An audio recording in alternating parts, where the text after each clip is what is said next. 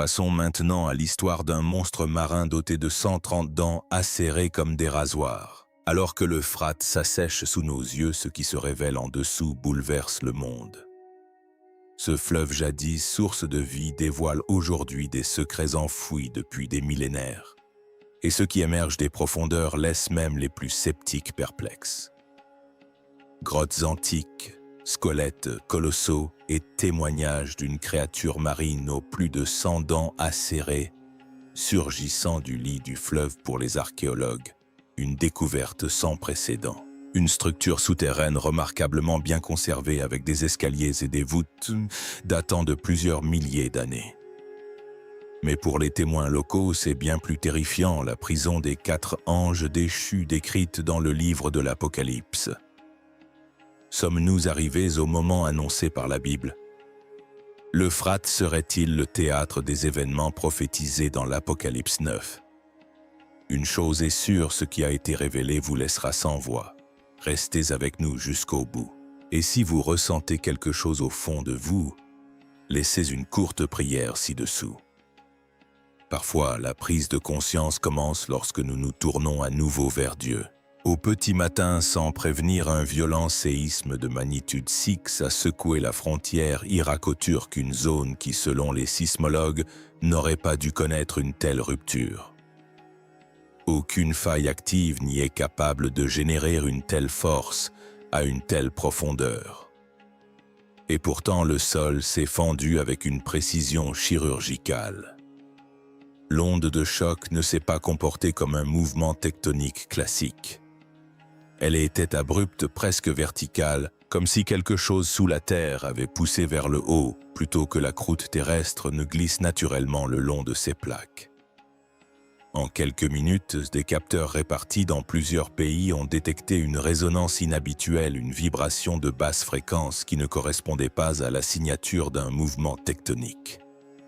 C'était comme si la Terre avait expiré après des milliers d'années de silence. Lorsque les premières images satellites sont arrivées, les scientifiques ont été stupéfaits. La rupture n'était ni irrégulière ni chaotique comme une fissure sismique normale. Au contraire, elle formait un couloir parfaitement rectiligne s'étendant sur près de 95 km continus symétriques et d'une netteté troublante. Les géologues l'ont qualifié d'impossible d'un point de vue géologique. Il ne s'agissait pas tant d'une fissure que d'une ouverture, et son emplacement la rendait impossible à ignorer. La faille passait directement sous le bassin de l'Euphrate, une région riche en civilisations anciennes, en structures oubliées et en récits remontant au premier chapitre des Écritures. Lorsque des satellites ont survolé la rupture, ils ont détecté des signatures thermiques géométriques en profondeur. Des groupes de formations rectangulaires régulièrement espacés émettaient une chaleur identique. Rien dans la nature ne s'organise ainsi sous terre. Les analystes militaires ont écarté la possibilité de pipelines, de bunkers ou d'installations modernes. Ce qui a produit ces motifs n'était pas récent. Il appartenait à quelque chose de bien plus ancien que tout ce qui a été cartographié jusqu'à présent. Des extraits de l'Apocalypse ont commencé à circuler, notamment les versets décrivant les choses cachées sous la terre et les forces liées pour un temps déterminé, alors que les médias traditionnels évitaient toute référence biblique. Le contexte était impossible à ignorer. L'Apocalypse chapitre 9 mentionne 4 êtres retenus prisonniers dans une région précise attendant leur libération. Or, sous l'Euphrate, le sol s'était déchiré en une ligne droite, d'une manière étrangement délibérée. Les tensions s'exacerbèrent rapidement face aux réactions des puissances régionales. L'Irak exigea le contrôle de la zone de rupture, la Turquie affirma qu'elle s'étendait sur son territoire et la Syrie déploya des drones tandis que les forces kurdes se mobilisaient. En moins de 24 heures, la zone a été fortement militarisée avec des points de contrôle et un espace aérien restreint. Malgré le silence des autorités, des images divulguées montraient des soldats scrutant de profondes ouvertures lisses apparemment créées artificiellement. Lorsque des chercheurs ont obtenu un accès limité, ils ont décrit des entrées ovales menant à des chambres bien plus profondes que n'importe quel réseau de grottes connu. L'analyse des poussières a suggéré que ces espaces étaient scellés depuis des milliers, voire des dizaines de milliers d'années. N'oubliez pas d'aimer cette vidéo et de vous abonner à la chaîne pour plus de contenu passionnant. Votre avis compte, alors n'hésitez pas à partager vos opinions dans les commentaires. Revenons-en à nos moutons. Peu après que la rupture ait révélé ce qui se cachait sous l'Euphrate, un autre détail a commencé à faire surface. Le long des berges nouvellement exposées, où le niveau de l'eau avait considérablement baissé, des témoins locaux ont commencé à rapporter quelque chose de bien plus difficile à expliquer: une créature. Non pas une rumeur chuchotée, mais des descriptions répétées provenant de plusieurs endroits. D'après ces témoignages, la créature possédait une mâchoire massive garnie de plus d'une centaine de dents acérées comme des rasoirs, non pas dispersées au hasard, mais disposées avec une précision prédatrice, superposées et imbriquées, conçues pour déchirer plutôt que pour se nourrir. Certains affirmaient n'avoir vu que des fragments des restes squelettiques partiellement enfouis dans la boue. D'autres insistaient sur le fait qu'ils avaient été témoins de mouvements d'abord lents, puis soudain trop rapides pour être suivis. Les biologistes et les paléontologues appelés sur place peinaient à identifier ce qu'ils observaient. Les proportions ne correspondaient pas à celles des espèces fluviales connues. La densité des dents, leurs tranchants et leur disposition suggéraient une adaptation à la domination et non à la survie. Pourtant, aucune lignée évolutive claire ne pouvait être retracée à partir des données existantes. Un échantillonnage minutieux fut immédiatement entrepris. Les couches de sédiments entourant la découverte furent analysées afin de déterminer leur âge et leur origine.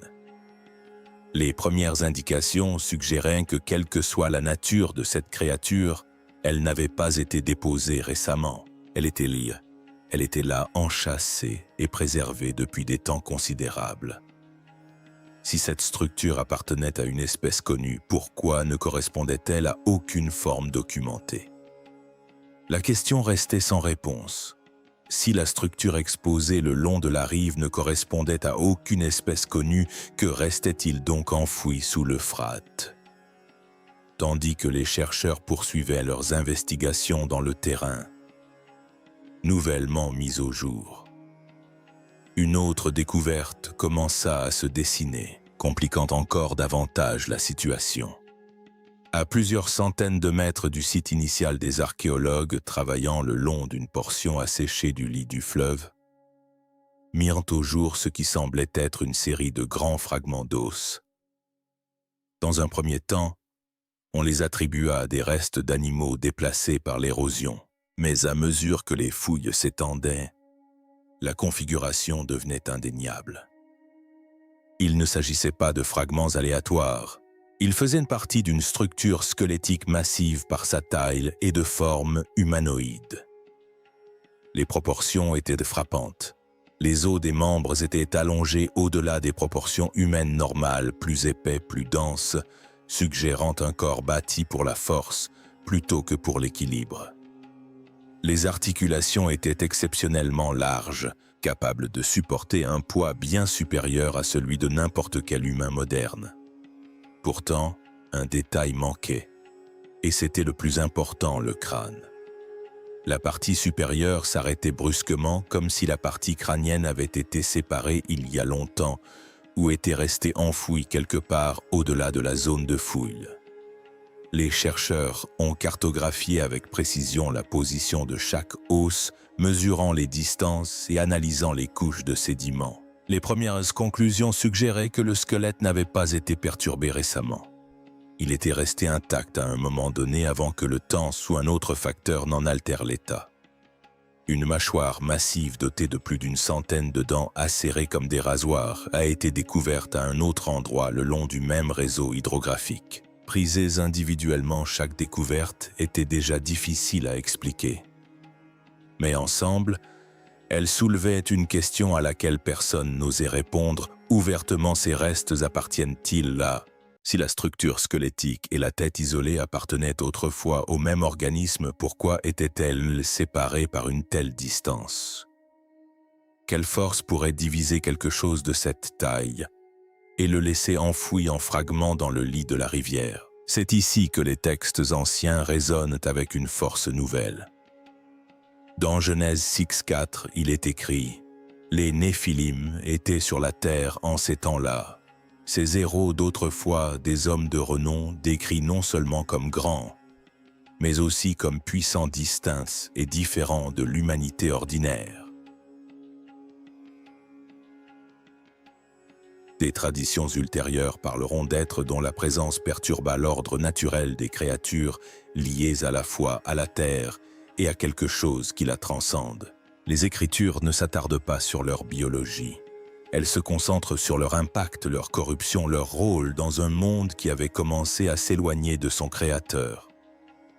Et en réponse, le jugement s'abattit non pas progressivement mais de façon décisive.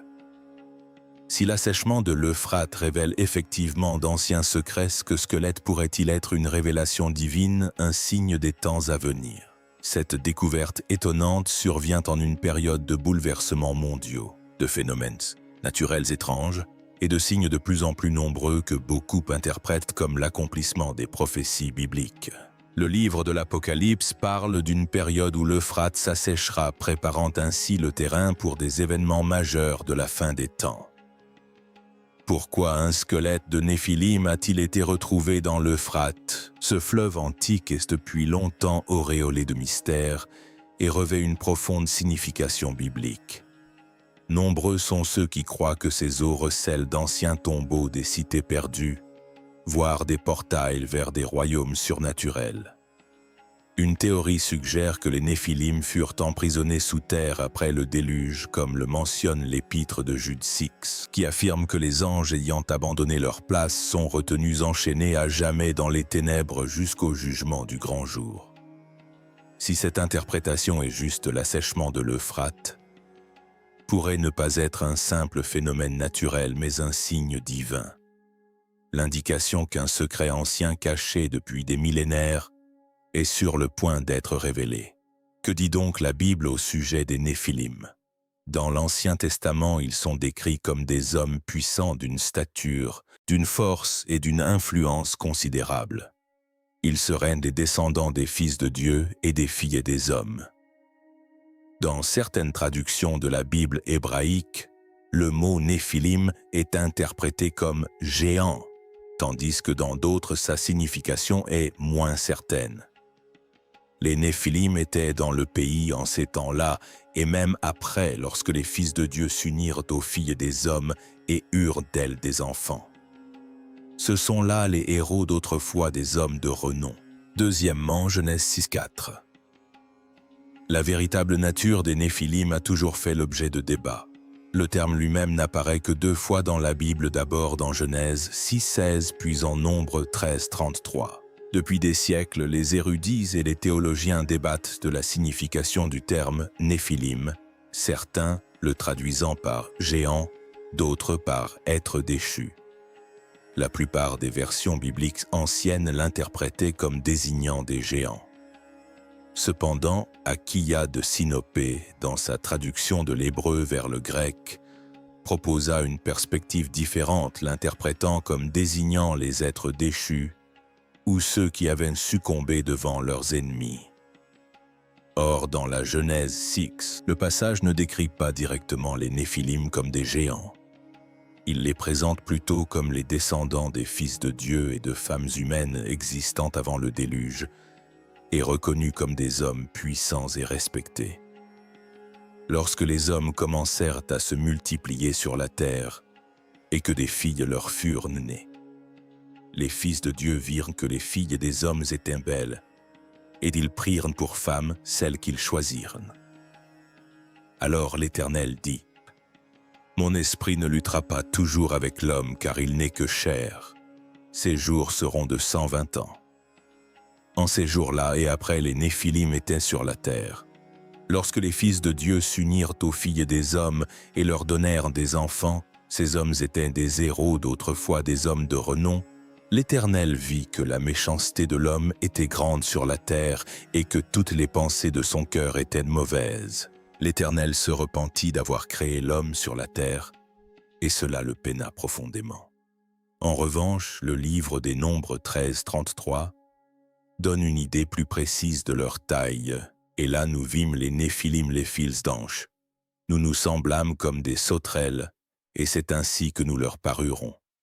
Ce verset suggère fortement qu'il s'agissait de géants, des hommes bien plus grands et plus puissants que les humains ordinaires. Curieusement, une autre théorie a commencé à circuler concernant des êtres mystérieux emprisonnés sous l'Euphrate. Certaines interprétations de la prophétie suggèrent que 4 anges déchus sont enchaînés sous ce fleuve antique attendant un moment précis pour être libérés. Si l'Euphrate s'assèche réellement comme prédit cela, soulève une perspective terrifiante. Approchons-nous du moment où ces entités enchaînées se manifesteront et plongeront le monde dans le chaos. Dans le livre de l'Apocalypse, chapitre 9, versets 14 et 15. Un avertissement puissant s'est lancé. Libérez les 4 anges enchaînés au grand fleuve Euphrate. Le texte poursuit en décrivant comment ces 4 anges préparés pour une heure, un jour, un mois et une année précis sont libérés dans le but d'anéantir un tiers de l'humanité. Les exégètes bibliques soulignent souvent qu'il ne s'agit pas d'anges saints, mais d'anges déchus, des êtres rebelles chassés du ciel et placés sous la contrainte divine. On dit qu'ils demeurent enchaînés sous l'Euphrate jusqu'à un moment prédéterminé de l'histoire où ils seront libérés pour semer la destruction à grande échelle. Ceci soulève une question importante. Pourquoi ces anges ont-ils été emprisonnés ? Certaines interprétations suggèrent qu'ils comptaient parmi les plus dangereux disciples de Lucifer, précipités après leur rébellion contre Dieu. Contrairement à d'autres forces démoniaques censées errer librement, ces entités étaient considérées comme trop puissantes, nécessitant un confinement par l'autorité divine. Ces dernières années, l'Euphrate a connu une forte baisse de son niveau, atteignant des niveaux historiquement bas. De nombreux croyants voient en cela plus qu'une simple coïncidence. Ils y voient l'accomplissement d'une prophétie, un signe annonçant directement les événements décrits dans l'Apocalypse. Si le fleuve continue de se retirer, cela pourrait-il indiquer que le moment de la libération de ces anges déchus approche? Pour renforcer cette idée, le livre de l'Apocalypse 16 décrit le fleuve s'assécher pour préparer le passage au roi venu de l'Est. Cela suggère qu'à mesure que les eaux se retirent de bouc, des forces longtemps dissimulées ou contenues pourraient commencer à se manifester. Si l'on prend au sérieux les récits faisant état d'un squelette de Néphilim sous l'Euphrate, certains pensent qu'il pourrait s'agir du premier signe visible de ce qui se cache en dessous. Le fleuve serait-il en train de révéler des entités qui devaient rester cachées jusqu'au jugement dernier? Le lien entre les Néphilim et les anges déchus est un autre sujet de vif débat. Nombreux sont ceux qui pensent que les Néphilim, décrits comme les descendants d'anges déchus et de femmes humaines, ont été anéantis lors du déluge. Pourtant, des traces de leur existence pourraient subsister. La découverte de restes squelettiques d'une taille inhabituelle a amené certains à penser que leur héritage n'avait pas été complètement effacé. Si de tels vestiges sont réellement mis au jour, une autre possibilité se dessine. D'autres êtres surnaturels, notamment les 4 anges déchus, pourraient-ils eux aussi être sur le point d'être libérés? Certaines théories suggèrent que ces anges ont contribué à corrompre l'humanité avant le déluge, ce qui aurait entraîné leur emprisonnement dans le cadre du jugement divin. Leur libération, telle que décrite dans les prophéties, marquerait le début d'un chaos sans précédent. Les Écritures avertissent que cette libération provoquerait une dévastation à l'échelle mondiale avec la disparition d'un tiers de l'humanité. Cela pourrait se manifester par des guerres, des famines, des maladies, voire des événements inexplicables. Face au monde moderne, à la montée des conflits, aux crises environnementales et à l'évolution technologique rapide, certains estiment que ces développements correspondent aux avertissements bibliques. Si l'assèchement de l'Euphrate est effectivement un signe prophétique, cela pourrait signifier que l'humanité approche d'un moment critique annoncé depuis longtemps. À mesure que d'anciens secrets sont dévoilés et que des lieux longtemps cachés sont révélés, une question fondamentale se pose. Assistons-nous au début des événements finaux décrits dans l'Apocalypse? L'Euphrate a toujours revêtu une profonde signification symbolique dans les Écritures. Si cette découverte révèle aujourd'hui ce qui a été dissimulé pendant des millénaires, cela pourrait indiquer que l'humanité est à l'aube d'un événement bien plus important. La découverte d'un possible squelette de Néphilim n'est peut-être que le début. La libération des 4 anges déchus pourrait-elle être la prochaine étape? Parallèlement, des informations en provenance des États-Unis font état de la découverte du squelette d'une créature marine gigantesque, laissant les scientifiques perplexes. Certains ont commencé à établir des liens, se demandant si cela pourrait également être lié à des créatures bibliques antiques. Dans le livre de Job, au chapitre 41, une créature appelée Léviathan est décrite comme une bête puissante et quasi invincible. Dieu demande « Peux-tu tirer le Léviathan sur toi avec un hameçon ou lui lier la langue avec une corde ?» Le Léviathan est dépeint comme un être terrifiant capable de destruction et incontrôlable. Cela a amené certains à se demander si de telles créatures ayant réellement existé pourraient refaire surface à mesure que des parties cachées de la Terre sont mises au jour. Qu'il s'agisse de phénomènes naturels symboliques mal compris ou de quelque chose de plus mystérieux, ces découvertes continuent d'alimenter curiosité et inquiétude. Beaucoup y voient des signes de la fin des temps. L'assèchement de l'Euphrate, la découverte de géants antiques et l'apparition de signes étranges dans le ciel et sur la terre semblent tous annoncer l'accomplissement des prophéties bibliques. Se pourrait-il que nous assistions à des événements prédits? Il y a des milliers d'années, des signes annonciateurs de la fin nombreux sont ceux qui pensent qu'il ne s'agit pas de simples coïncidences, mais d'avertissements divins appelant l'humanité à se réveiller, à se repentir et à se préparer à l'avenir. Dans la Bible, Dieu a souvent utilisé les catastrophes naturelles, les signes célestes et même les découvertes terrestres pour communiquer avec son peuple. Aujourd'hui, alors que le monde est au bord d'une transformation sans précédent, les prophéties semblent plus concrètes que jamais. Jésus lui-même nous a mis en garde contre de tels temps dans l'Évangile selon Matthieu 24, 7, 8.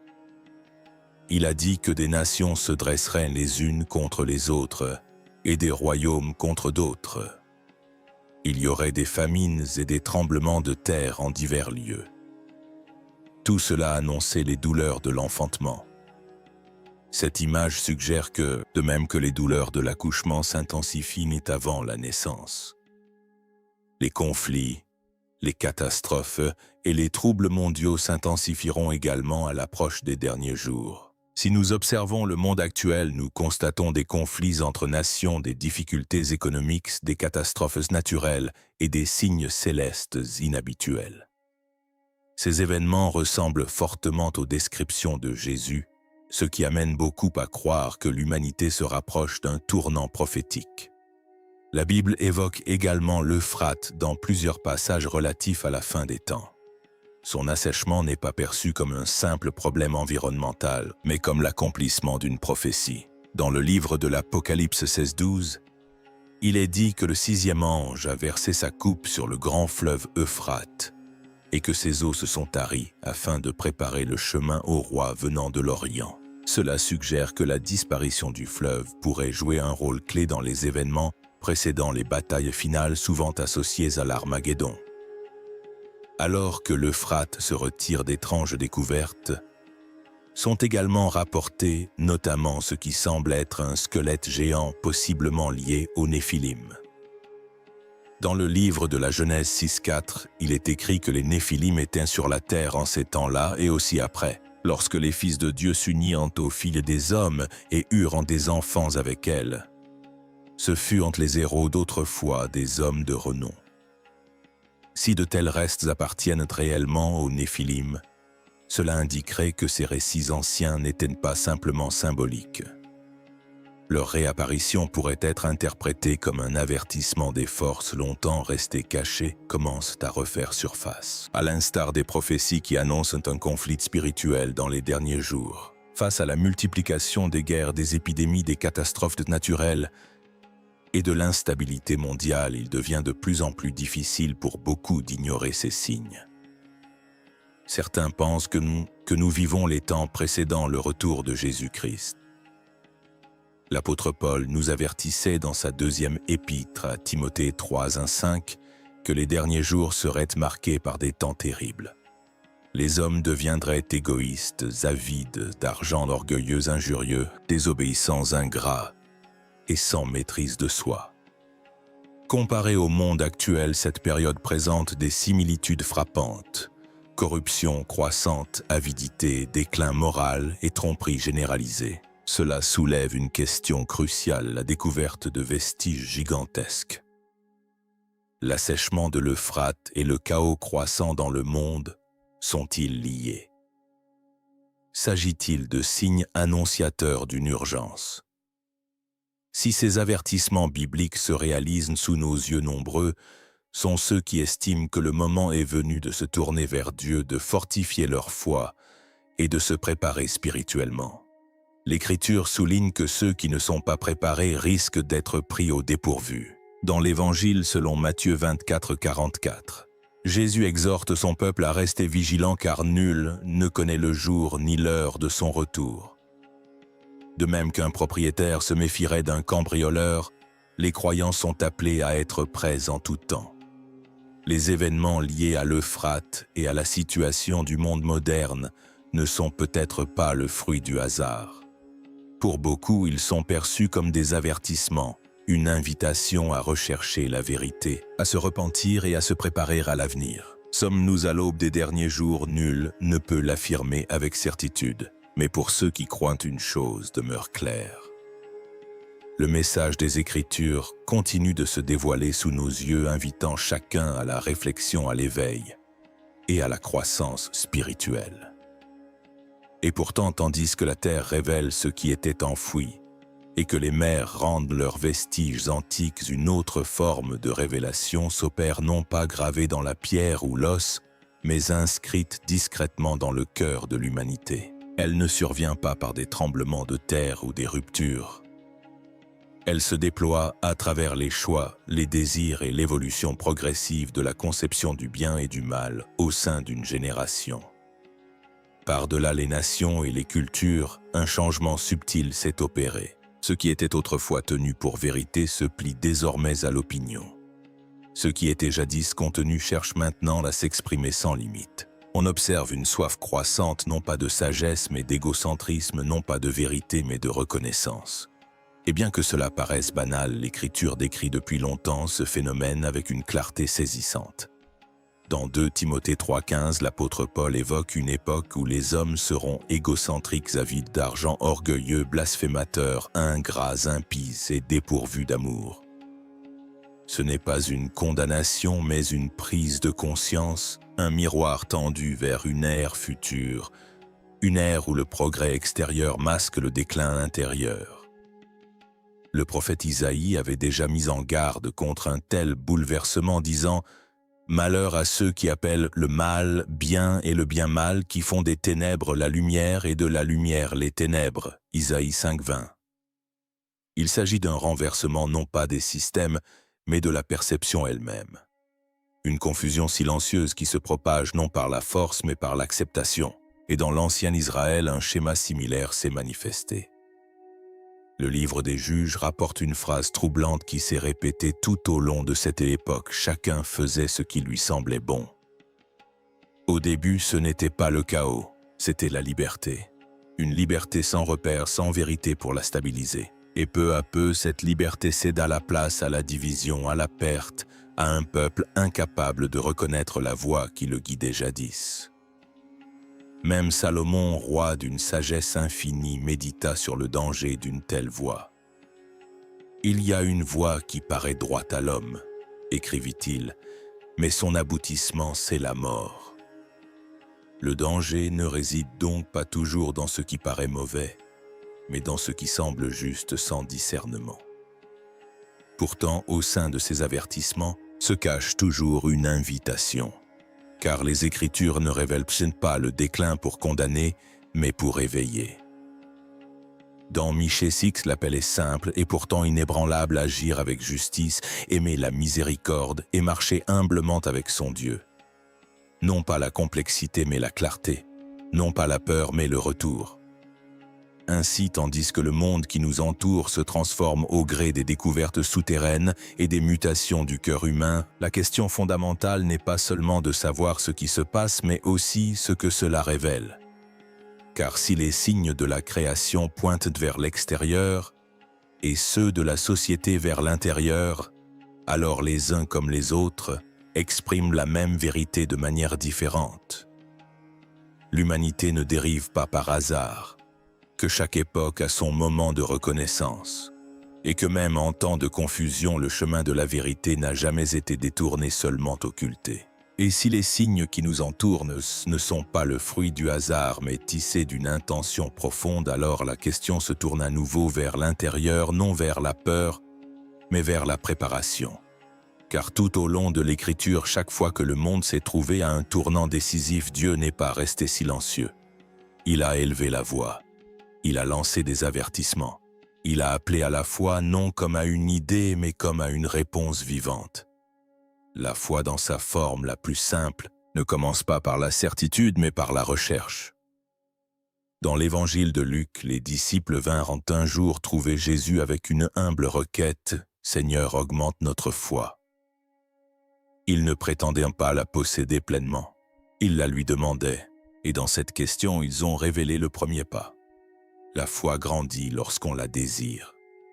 Mais l'Écriture ne laisse pas la foi se limiter aux paroles. Elle l'appelle à l'action.